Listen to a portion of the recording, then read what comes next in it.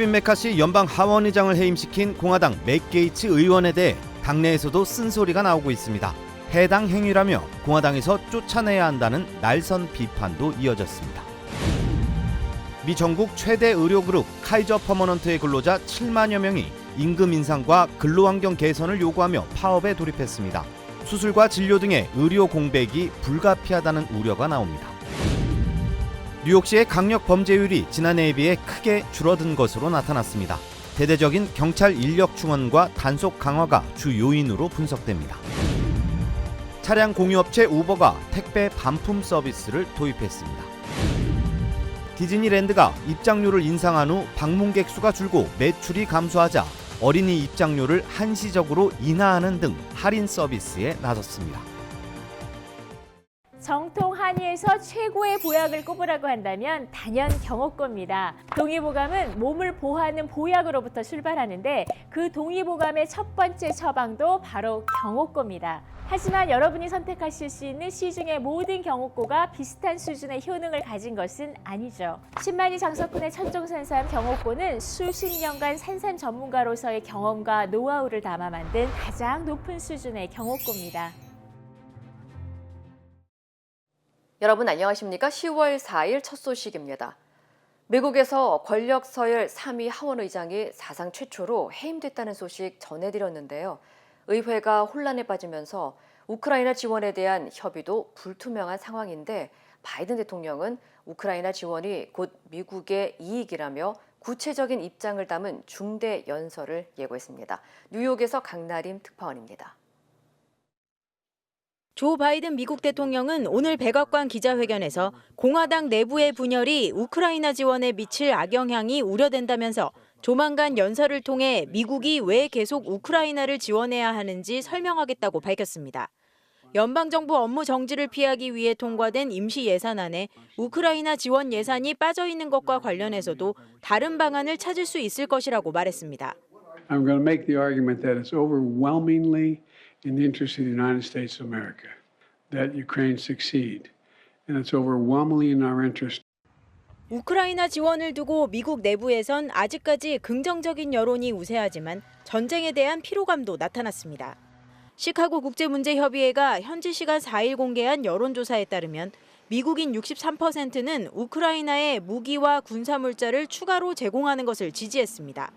다만 작년 7월 72%, 11월 65%를 기록한 것과 비교하면 하락세를 보이고 있습니다. 특히 공화당 지지층에서 부정적인 여론이 늘었습니다. 공화당 성향 응답자의 50%는 우크라이나를 계속 지원하는 데 찬성했는데 이는 전쟁 초기보다 30%포인트 가까이 줄어든 겁니다.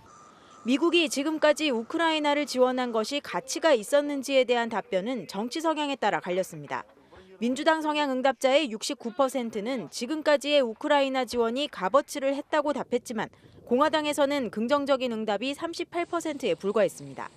이 조사는 볼로디미르 젤렌스키 우크라이나 대통령의 미국 방문 직전인 지난달 7일에서 18일 사이 미국의 성인 3,242명을 대상으로 이뤄졌습니다. 뉴욕에서 MBC 뉴스 강나림입니다. 미 역사상 처음으로 하원 의장의 해임안이 가결된 가운데 이를 주도한 공화당 맥 게이츠 하원 의원에 대해 소속 정당인 공화당 내부에서도 해당 행위라며 비난이 쏟아지고 있습니다. 게이츠 의원은 공화당 내의 강경파 모임인 프리덤 코커스 소속 인물로 케빈 메카시 하원 의장의 해임 결의안을 제출하고 낙마를 주도했지만 이후 당내 의원들 사이에선 소수의 극단주의자가 공화당의 내부 갈등을 증폭시키고 있다는 지적이 이어지고 있습니다. Gates is really a polarizing figure in the party and does a lot of damage with his thoughts and his comments. And frankly, this vote is going to just either further divide within the Republican construct in the House. It's not helpful. It certainly doesn't help us. 이와 관련해 공화당 단 베이컨 하원 의원은 게이츠가 공화당 하원을 나가야 한다고 비판했으며 마이크 가르시아 의원 역시 무모한 공화당원이라고 평가했습니다. 특히 공화당 원로인 뉴트 깅그리치 전 하원 의장은 게이트 의원에 대해 보수주의를 파괴하는 반공화당원이라며 당에서 쫓아내야 한다고 강하게 비판했습니다. 한편 일각에서는 게이츠 의원이 지난 2021년부터 성추행과 불법 약물 사용, 선거자금 남용 등으로 당내 윤리위원회의 조사를 받은 것에 대해 메카시 전 의장을 그 배우로 보고 이에 대한 불만으로 해임 결의안을 주도했다는 관측도 나오고 있습니다. 미 전역에서 오늘 역사상 최대 규모의 보건 의료 종사자들이 3일간 일제히 파업에 돌입했습니다. 인력 부족과 봉급 인상 등 처우 개선이 주된 이유인데요. 병원 측은 일단 대체 인력을 투입할 계획을 밝혔지만 진료 차질이 불가피하다는 지적이 나오고 있습니다. 이두현 기자의 보도입니다.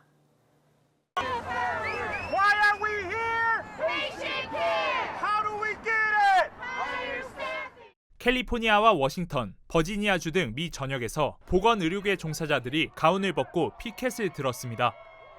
인플레이션으로 실질 임금은 줄고 팬데믹으로 의료계 종사자들이 무더기로 퇴직한 후 인력난이 심해지자 근무 환경 개선을 요구하며 파업에 나선 겁니다. 파업에 나선 노조는 미국의 최대 의료회사인 카이저 퍼머넌트의 의사를 제외한 간호사와 약사 등 직원 7만 5천 명입니다. 이는 미 보건의료 역사상 역대 최대 규모의 파업입니다. Inflation has gone up so much and cost of living has gone up so much and we haven't got a cost of living raise in a very long time. All we are told is we're too expensive. Meanwhile, Kaiser executives, a lot of them are multimillionaires. 노조 측은 4년간 24%의 임금 인상을 요구했지만 경영진이 이를 받아들이지 않았다고 밝혔습니다. 또 팬데믹 기간 퇴직자들의 급증으로 대부분의 직원들이 번아웃을 겪을 정도로 업무량이 늘어났지만 이에 대한 근무 환경도 개선되지 않았다고 덧붙였습니다. 실제로 팬데믹 기간 미 전역의 보건의료 종사자 500만 명 이상이 퇴사하면서 의료계가 인력 충원에 어려움을 겪고 있는 것으로 알려졌습니다. We have a crisis inside, a staffing crisis that affects us and subsequently affects our patients. I've seen patients die because of the short staffing and they wanted us to be quiet about it and I'm not being quiet anymore. 이번 파업으로 수만여 명이 근무지를 이탈하면서 병원 측이 대체 인력을 투입하겠다고 밝혔지만 진료에 차질이 불가피할 것이란 우려의 목소리가 나오고 있습니다. I'm very worried because my chemo is scheduled for next week and then I've got another cycle of chemo after that. I've got labs and prescriptions in between there. I don't know what I'm going to do. 카이저 노조는 3일 동안의 파업으로 경영진과 협상이 체결되지 않을 시 추후 파업에 돌입할 계획이라고 전했습니다. MBC 뉴스 이두현입니다. 뉴욕시에서 발생하는 강력 범죄가 지난해에 비해 크게 줄어든 것으로 나타났습니다. 뉴욕 경찰국은 범죄 통계를 발표하고 지난해보다 살인사건은 11%, 강간과 절도는 12% 이상 감소했다고 밝혔습니다. 특히 총격 사건은 26% 급감했으며 지하철 범죄율도 줄어들었다고 전했습니다. 다만 전체 범죄율은 전년 대비 소폭 감소했다면서 이는 중범죄와 자동차 절도 범죄가 늘어났기 때문이라고 덧붙였습니다. 전문가들은 지난해에 비해 뉴욕시의 폭력이나 강력 범죄가 급감한 것은 우범 지역을 중심으로 경찰 인력을 대대적으로 보강하고 범죄 전문 분석가들을 고용한 효과가 드러나는 것이라고 분석했습니다. 온라인 쇼핑이 활발해지면서 상품을 반품하는 소비자들도 많은데요. 차량 공유 서비스 우버가 택배 반품을 도와주는 새로운 서비스를 실시합니다. 우버는 오늘 미 전역의 5천여 개 도시에서 일정 금액을 받고 반품 택배를 최대 5개까지 인근 우체국에 대신 가져다주는 서비스를 시작한다고 발표했습니다. 해당 서비스는 $5며 우버 회원의 경우는 $3입니다. 또 반품 패키지 가치가 $100 미만으로 무게는 30파운드 미만이면 됩니다. 전문가들은 우버가 온라인 쇼핑에서 상당수가 반품되고 있는 것을 분석한 뒤 해당 시장을 공략해 우버 서비스 이용객 수를 상승시킬 것으로 전망하고 있습니다. 한편 우버는 반품 택배뿐만 아니라 선불 레이블이 붙은 택배 안에서 대신 우체국 등에 배송해주는 서비스도 제공하고 있는 것으로 알려졌습니다. 뉴욕 센트럴파크의 상징적인 장소로 꼽히는 잔디밭 그레이트 론이 대규모 공연 개최로 크게 훼손되면서 조기 폐쇄됐습니다. 센트럴파크 측은 대규모 콘서트와 폭우 여파로 내년 4월까지 그레이트론을 조기 폐쇄한다고 밝혔습니다. 12에이커 규모의 그레이트론은 매년 11월 중순부터 4월까지 잔디밭 관리와 보수 차원에서 일반인의 출입이 금지됐지만 올해는 지난달 글로벌 시티즌 페스티벌로 인해 잔디밭이 심하게 훼손되면서 조기 폐쇄를 결정한 것으로 전해졌습니다. 지난달 23일 열린 페스티벌에는 레드핫 칠리 페퍼스, BTS 정국 등 세계적 스타들이 참여해 3만여 명의 관중이 모였으며 폭우까지 내리면서 전체 잔디밭의 3분의 1 정도가 훼손된 것으로 알려졌습니다. 현재 센트럴파크 주변 지역은 그레이트론 보수를 위해 임시 울타리로 봉쇄된 상태입니다. 이메일을 보내면서 QR코드를 이용해 개인정보를 빼가는 신종 사기가 기승을 부리고 있어 각별한 주의가 요구되고 있습니다. 보안 전문가들은 특히 사기범들이 유명 브랜드나 소매업체를 사칭해 디스카운트나 특별 프로모션을 받을 수 있는 것처럼 유혹하면서 개인정보를 훔치고 있다며 소비자들의 각별한 주의가 필요하다고 당부했습니다. 큐싱 또는 QR피싱으로 불리는 신종 사기는 QR코드가 포함된 이메일을 소비자에게 발송하면 소비자가 무의식적으로 스캔하면서 악성 사이트로 이동하게 되고 이를 통해 개인정보나 계좌정보를 훔치는 수법을 사용하고 있습니다.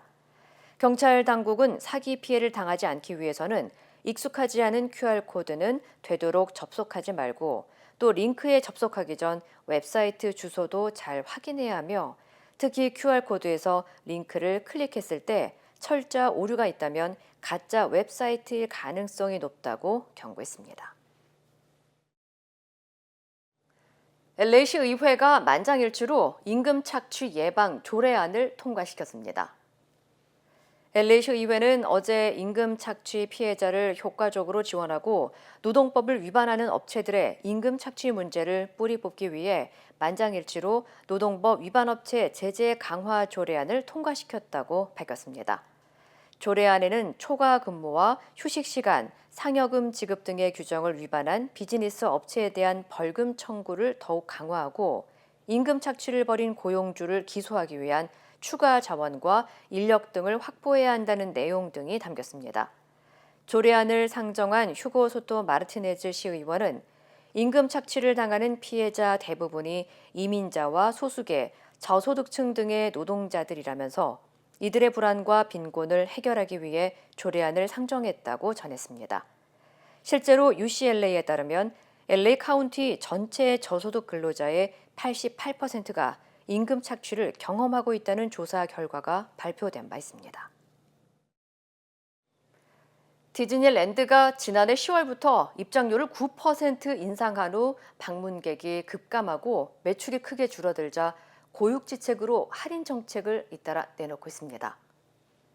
애나하임 디즈니랜드는 최근 특별 가격 공지를 통해 오는 24일부터 3살에서 9살 사이 어린이가 사용할 수 있는 1일 입장권을 최저 $50에 판매한다고 밝혔습니다. 이번 티켓은 사용 기간이 내년 1월부터 3월까지 제한되는 이벤트성의 티켓이지만 현재 어린이 1일 입장권이 평균 $120에 판매되는 것에 비하면 크게 할인된 가격입니다. 전문가들은 최근 인플레이션이 이어지면서 티켓 가격에 부담을 느낀 가족 단위 소비자들의 놀이공원 방문이 줄어들고 있는 가운데 입장료까지 인상한 디즈니랜드도 영업 손실이 커지면서 이를 만회하기 위한 할인 정책을 내놓고 있다고 분석했습니다. 이와 관련해 월스트리트저널은 독립기념일 연휴였던 지난 7월 4일 플로리다주의 디즈니 월드의 놀이기구 평균 대기 시간은 4년 전에 비해 절반으로 줄어든 것으로 나타났다면서 이는 방문객 수가 전체적으로 감소한 것을 의미한다고 해석했습니다. 미국의 고금리 기조 속에 미국 국채 금리가 급등했다는 소식 전해드렸는데요. 엿새간의 연휴가 지나고 어제 열린 한국 증권 시장에도 영향을 미쳤습니다. 코스피는 2,400선을 겨우 지켰고 원달러 환율도 1,360원을 넘기면서 올해 최고치를 기록했습니다. 고재민 기자입니다. 증시는 개장부터 약세를 면치 못했습니다. 코스피는 2.4% 내린 2,405.69로 장을 마감했고 코스닥은 무려 4%나 떨어졌습니다. 외국인과 기관이 1조 원 넘는 주식을 팔아치웠습니다. 미국이 금리를 더 높게, 더 오래 이어갈 수 있다는 발언이 잇따라 나오면서 미 국채 금리가 급등한 영향이 컸습니다.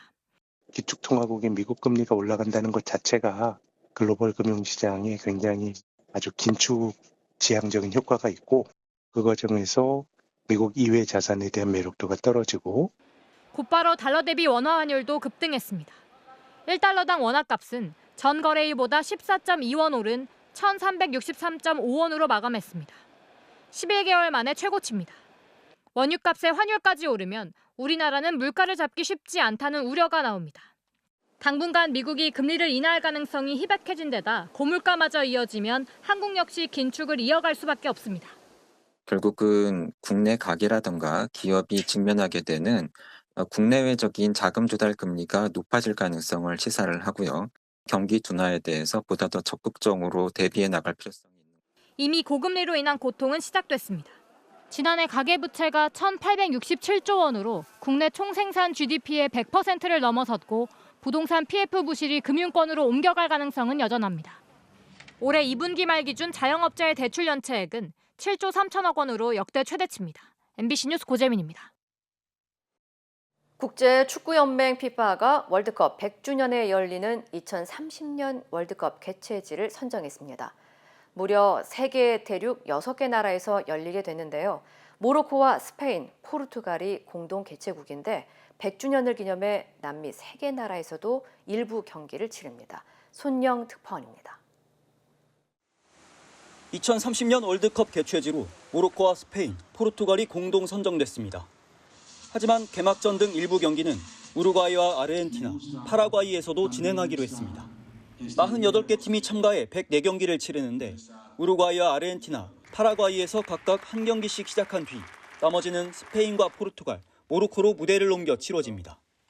이에 따라 2030년 월드컵 경기는 세계 대륙 6개 나라에서 열리게 됐습니다. 월드컵 역사상 가장 많은 국가가 참여하는 건데 다른 대륙 국가에서 경기가 진행되는 것도 이번이 처음입니다. 우루과이는 지난 1930년 1회 대회 개최국으로 월드컵 100주년을 기념하기 위한 결정이라고 국제축구연맹 측은 설명했습니다. Both unanimously agreed to celebrate the centenary of the FIFA World Cup, whose first edition was played in Uruguay in 1930 in the most appropriate way. 이번 결정과 함께 국제축구연맹은 다음 대회 개최지 선정 작업에 들어갔습니다. 2034년 월드컵은 아시아와 오세아니아 차례로 사우디아라비아와 호주 등이 개최에 관심을 보이고 있는 것으로 전해졌습니다. 파리에서 MBC 뉴스 손영입니다. 남녀 모두를 위한 천연 자양강장제 블랙마카와 세계 10대 건강식품 마늘의 알리신이 만나 블랙마카골드 탄생. 전립선 비대증, 골다공증, 생리통, 빈혈 등 성인에게 꼭 필요한 필수 아미노산 비타민이 함유돼 스트레스, 만성피로와 무기력증, 남녀 갱년기 완화 등 효과 만점. 늘 피곤한 당신을 위한 슈퍼 활력 푸드. 남녀 모두 파워업. 지금 신만이 장석훈의 천종산삼에서 만나보세요. 오늘 유인촌, 김행 두 장관 후보자의 인사청문회가 열립니다. 김 후보자의 이른바 주식 파킹 의혹과 유 후보자의 문화예술인 블랙리스트 연루 의혹을 두고 여야의 격돌이 예상됩니다. 김건희 기자입니다.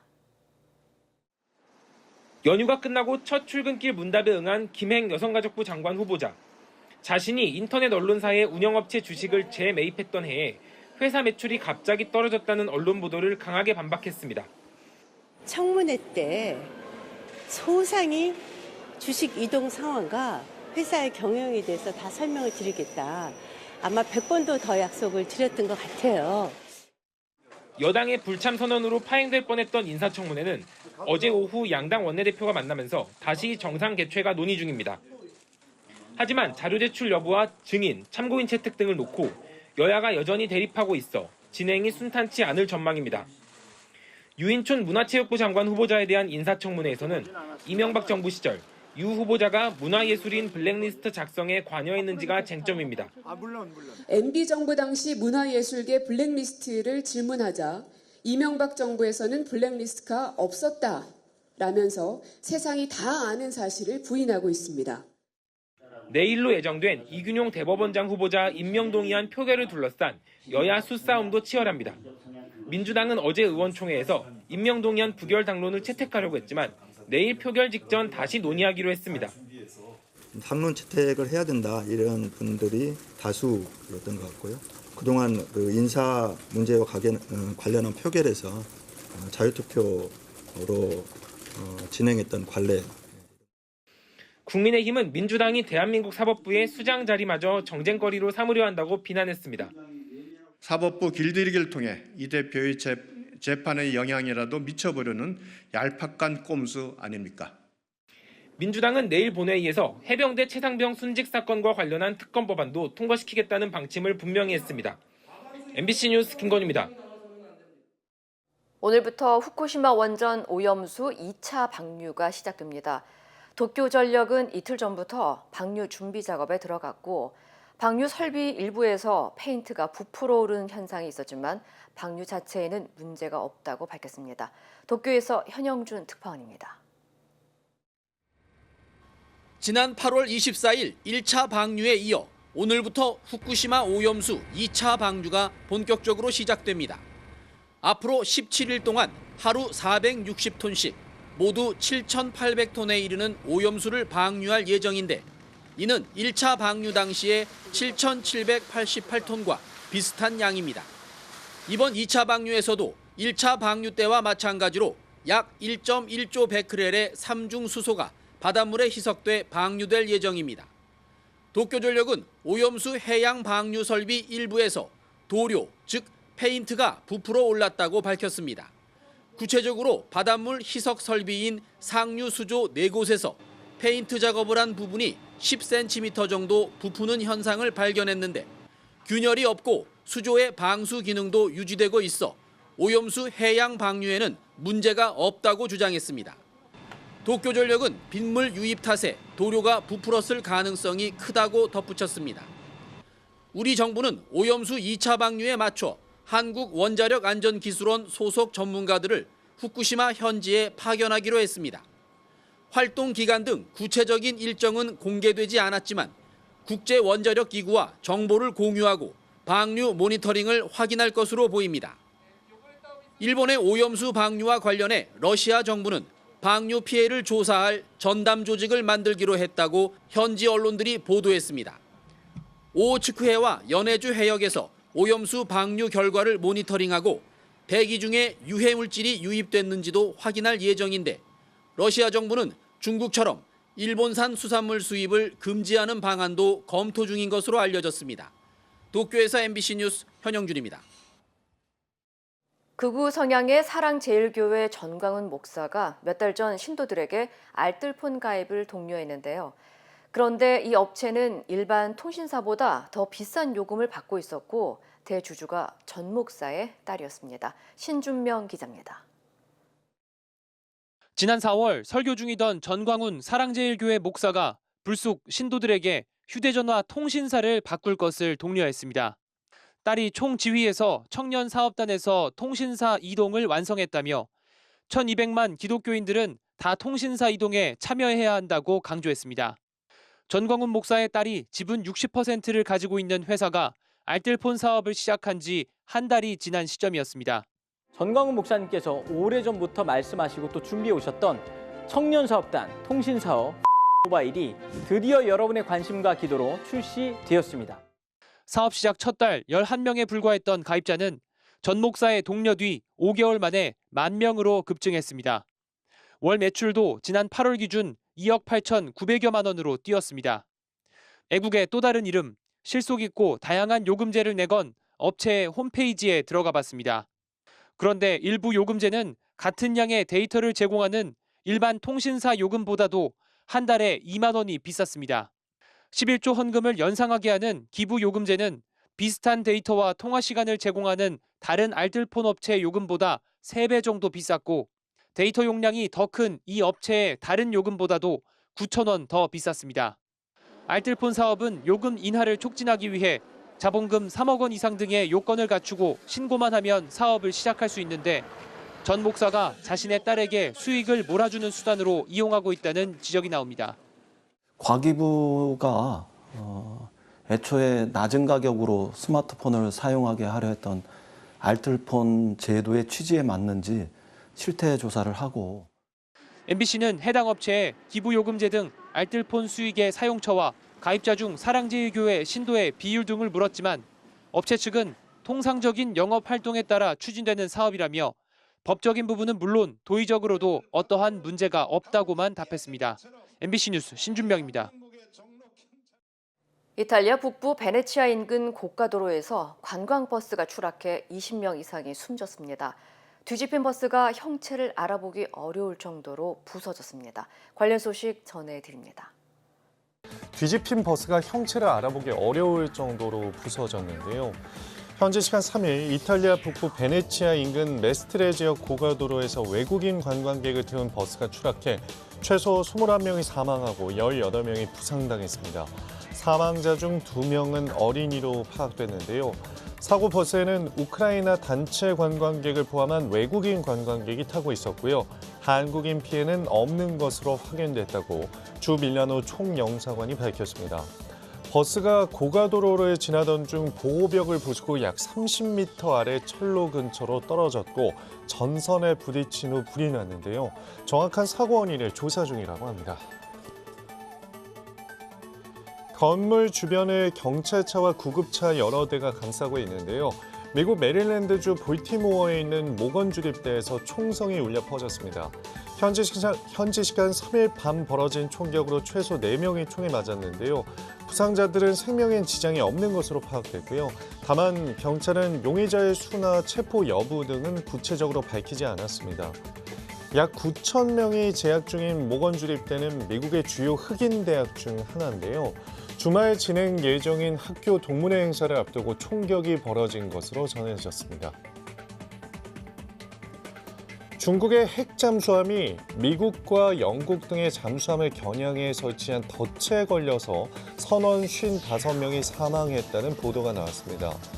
지난 8월 서해에서 사고가 났다는 영국 기밀 보고서가 유출됐다고 데일리 메일은 전했는데요.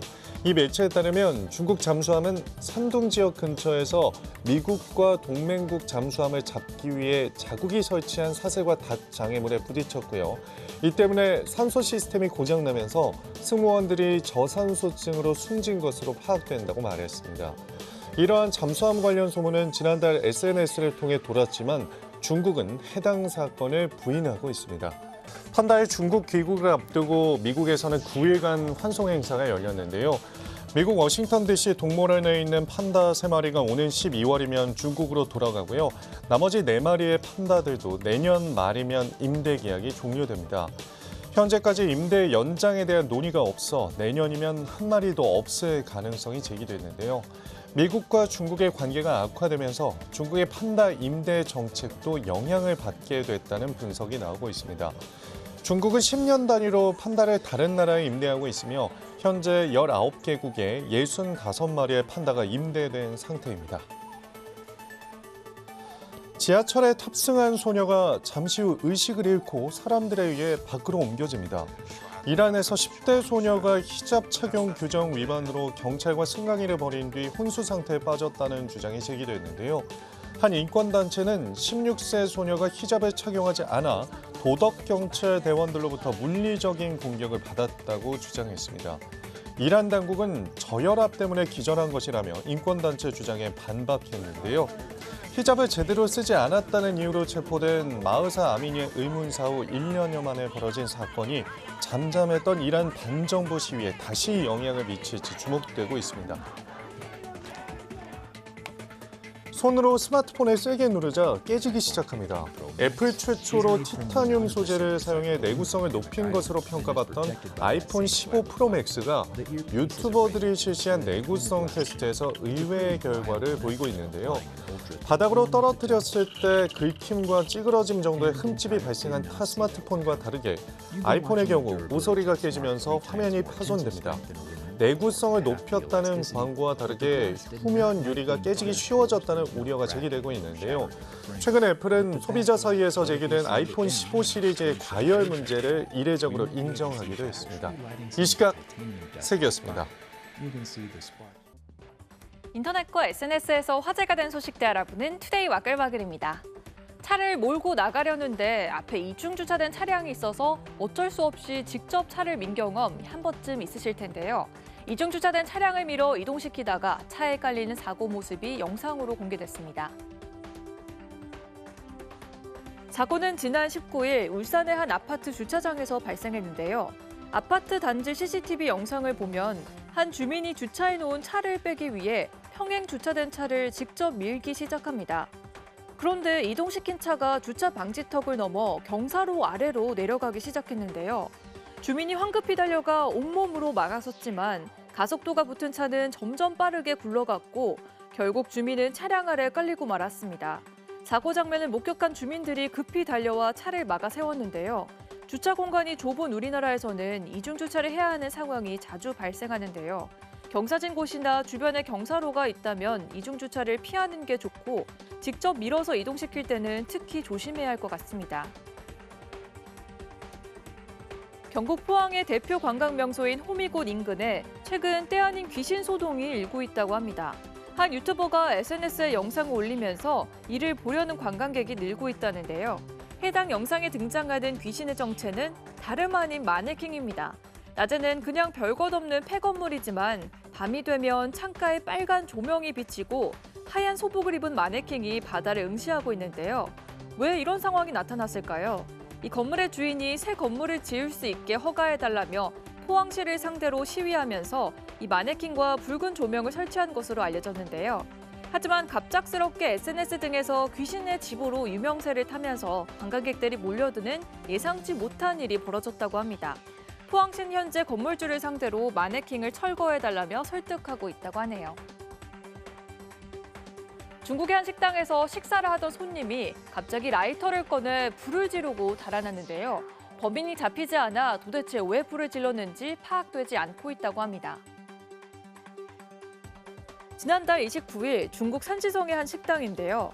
밥을 먹던 여성이 갑자기 일어나더니 벽 쪽으로 다가가 라이터를 켭니다.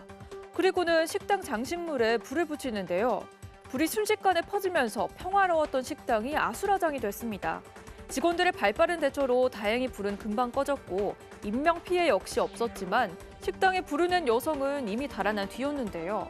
식당 측은 어마어마한 피해를 낸 손님의 행방이 현재까지 묘연하다며 분통을 터뜨렸습니다.